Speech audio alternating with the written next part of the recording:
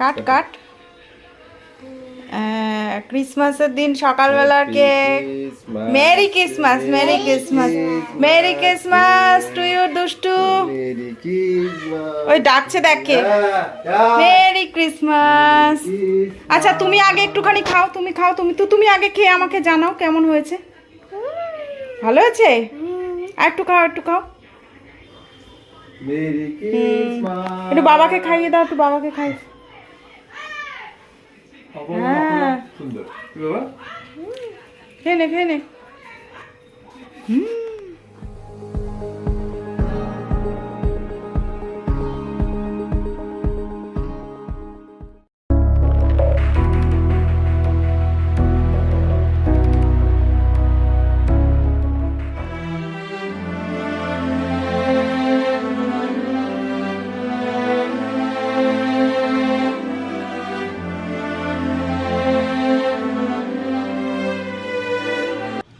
Hello, good morning.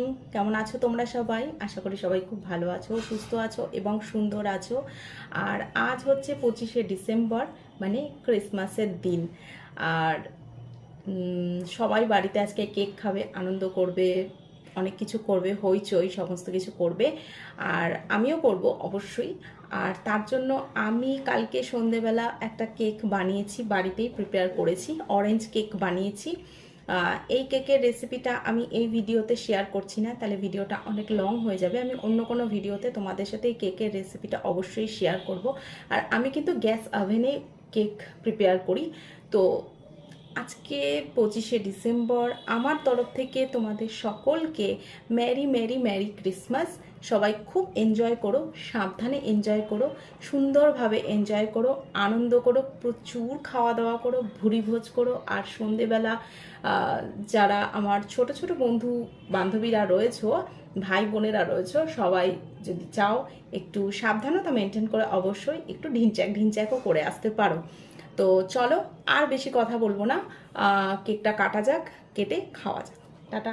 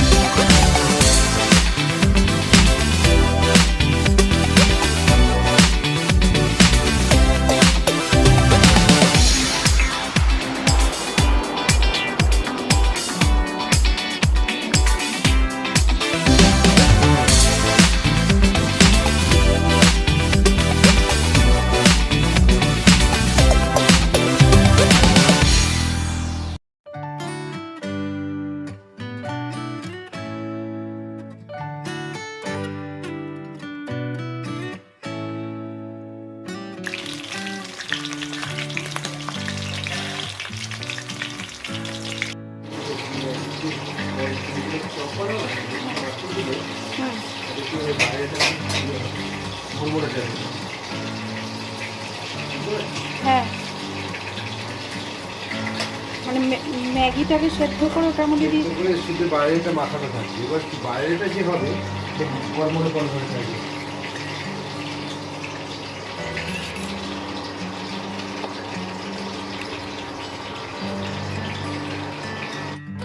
চিকেনের যে second আইটেমটা ছিল সেটা দেখো ফ্রাই করে করে তোলা হয়েছে, চিকেন কাবাব। এখানে আরও দুটো ফ্রাই হচ্ছে, আর এই যে ফ্রাই করে তোলা হয়েছে এখান থেকে এক পিস আমি আর বিশ্ব টেস্ট করে দেখলাম। ভেতরটা সাংঘাতিক জুসি হয়েছে, অথচ বাইরেটা দেখো কি ক্রাঞ্চি লাগছে, আর বাইরেটা খেতেও খুব ক্রাঞ্চি হয়েছে। আর আর এখানে ফ্রাইড রাইস,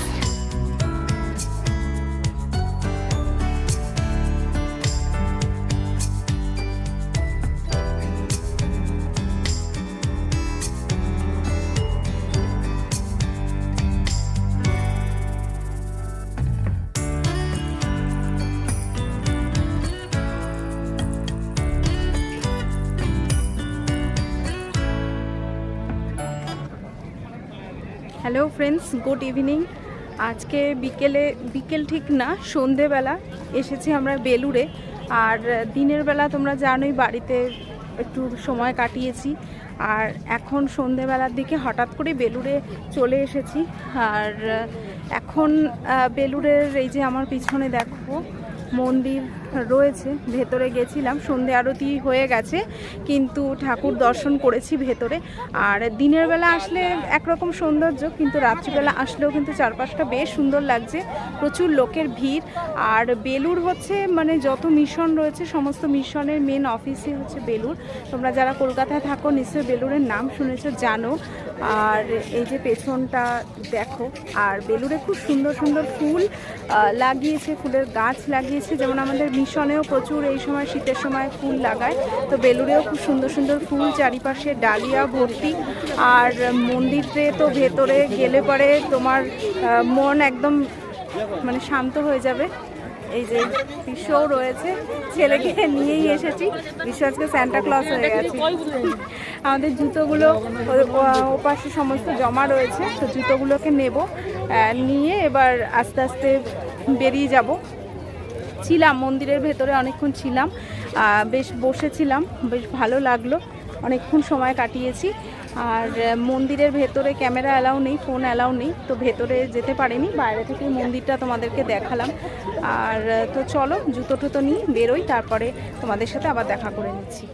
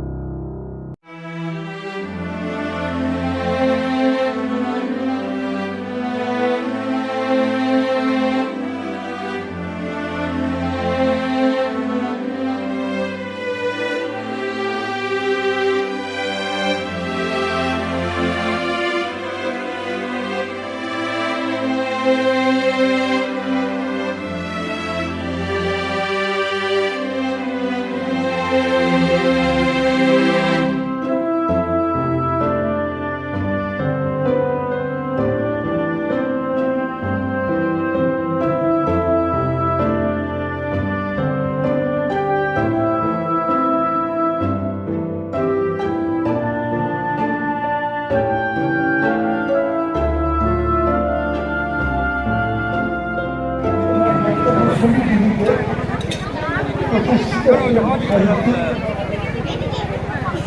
আমার পাশে বসেছিল।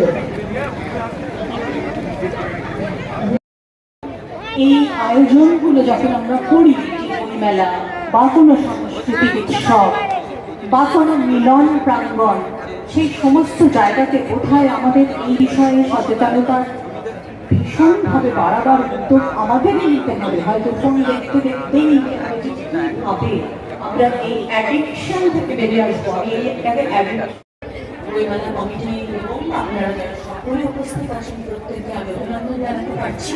তেমনি আমি প্রত্যেককে আমার উদ্বোধক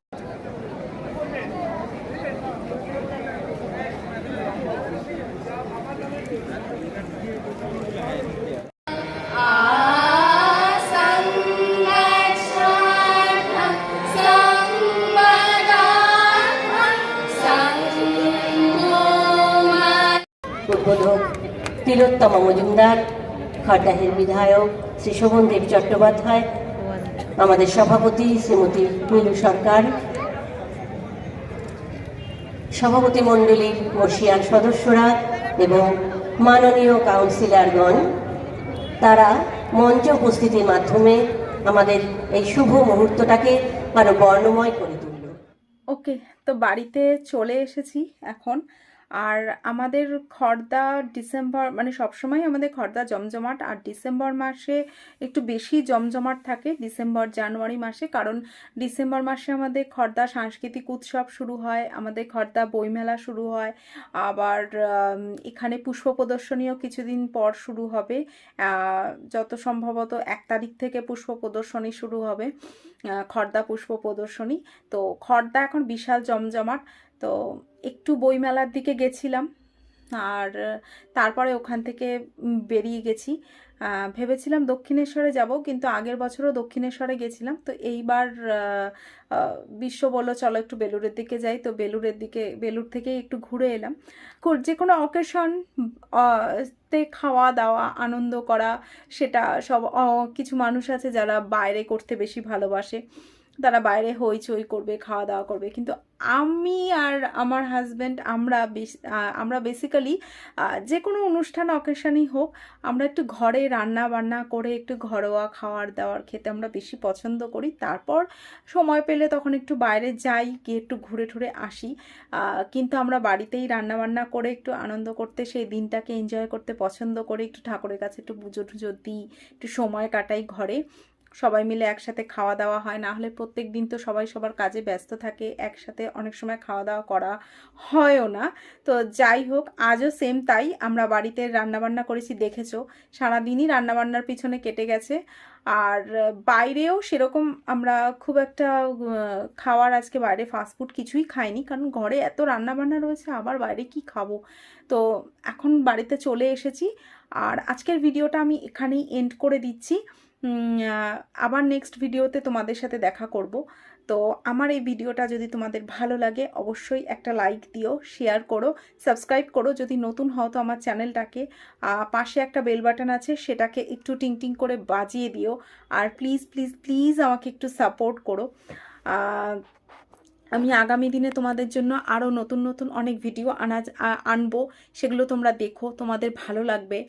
আর যেতে যেতে একটা কথা যেটা বলবো, যে কোভিড কিন্তু আবার মাথা চাড়া দিয়ে উঠেছে, কিন্তু আমরা প্যানিক করব না, আবার আমরা খুব সাহসীও হয়ে যাব না, যে মনে করব যে আমি তো সিংহের মতন আমার শক্তি, আমার কেউ কিচ্ছু করতে পারবে না, কি কোভিড কি কোনো কিছুই কিছু করতে পারবে না, সেরকমও আবার ভেবো না। আবার ভয়ে গুটিয়েও ঘরে থেকো না। যা যা প্রোটোকলস সরকারের তরফ থেকে বলবে সেগুলো মানার চেষ্টা করো, মাস্ক ইউজ করো, স্যানিটাইজার ইউজ করো, যতটা সম্ভব নিজেকে একটু ভিড়ভাট্টার থেকে যদি একটু বাঁচিয়ে রাখতে পারো সেটা করলে খুবই ভালো হয়। আর যোগা করো প্রত্যেক দিন, প্রাণায়াম করো, এই সময় ব্রিদিং এক্সারসাইজ ভীষণ কাজে দেয়। আর অনুলোম বিলোম, ভস্ত্রিকা প্রাণায়াম, এই প্রাণায়ামগুলো একটু করার চেষ্টা করবে বেশি করে।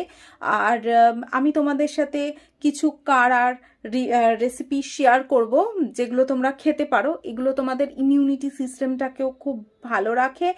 আর তাছাড়া এমনিও ঠান্ডা পড়লে অনেকেরই সর্দি কাশির একটু সম্ভাবনা থাকে, তো সেটা থেকেও খুব ভালোভাবে তোমাদেরকে এটা রক্ষা করে। তো চলো, সবাই খুব ভালো থেকো, সুস্থ থেকো এবং সাবধানে থেকো, অবশ্যই সুন্দর থেকো। টাটা, good night, love you all, happy Christmas, tata.